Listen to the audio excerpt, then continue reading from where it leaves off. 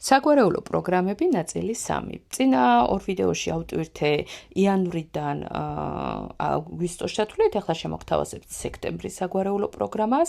საერთოდ რა არის საგვარეულო პროგრამა და რა დადებით და უარყოფით გავლენას ახდენენ ისინი ჩვენზე, ვეცდები რომ აკიხსნათ. საერთოდ ელემენტარული წარმოვიდგინოთ, სუპერმარკეტში რომ შევდივართ და ბოთლით წყალს ვყიდულობთ, ამაში ვიხდით გარკვეულ თანხას, ისე ხომ არ გვაქვს უფლება რომ ავიღოთ და დავლიოთ. ასე არის სულიც. როდესაც ის მოდის გარკვეულ გვარში, ის იღებს ვალად ამ გვარში არსებულ ნეგატიურ პროგრამებს და ცდილობს რომ თავისი, როდესაც მოდის უკვე ამ სამყაროში, ვალდებულია რომ ეს არსებული პროგრამები პლუსში გადაიყვანოს. და როდესაც მას გადაყავს ეს არსებული პროგრამები პლუსში, ის მთლიანი გვარი თავისუფლდება უკვე კარმისგან, ხოლო ამ ბავშვს და უკვე დასრულ ასაკში მას ელოდება ძალიან დიდი წარმატება თავის ცხოვრების გზაზე.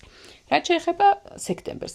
სექტემბერი ყოველთვის მანიშნებელია იმაზე, რომ ამ გვარში არსებობს ძალიან დიდი ნიჭი და პოტენციალი, რომლის გამოვლენაც თაობებში ვერ მოხერხდა. და ეს ბავშვი ვალდებულია, რომ სცენის დახმარებით მოახდინოს თავისი ნიჭის რეალიზება.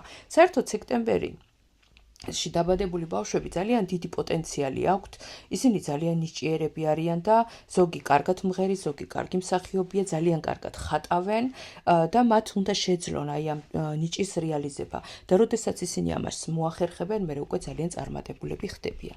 რაც შეეხება ოქტომბერს.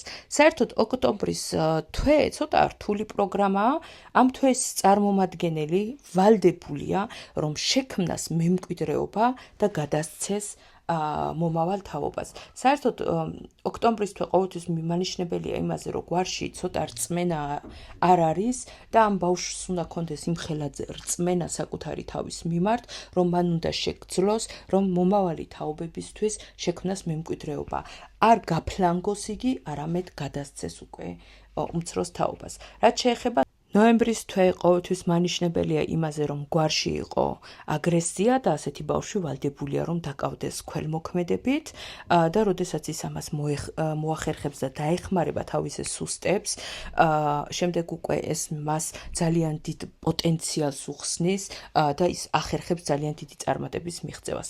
რაც შეეხება დეკემბრის თვეს. დეკემბრის თვეში დაბადებული ბავშვი ყოველთვის მანიშნებელია იმაზე, რომ ნათესავებს შორის არის ცოტა ემოციური კავშირი, ცოტა ცივი, შეიძლება ნათესავებს არ ქონდეთ ძალიან თბილი ურთიერთობა და ამ ბავშვმა უბრალოდ უნდა მოახერხოს ის, რომ ნათესავების კავშირი ერთმანეთთან, დედმამიშვილების კავშირი უფრო ახლო და უფრო მყარი გახადოს.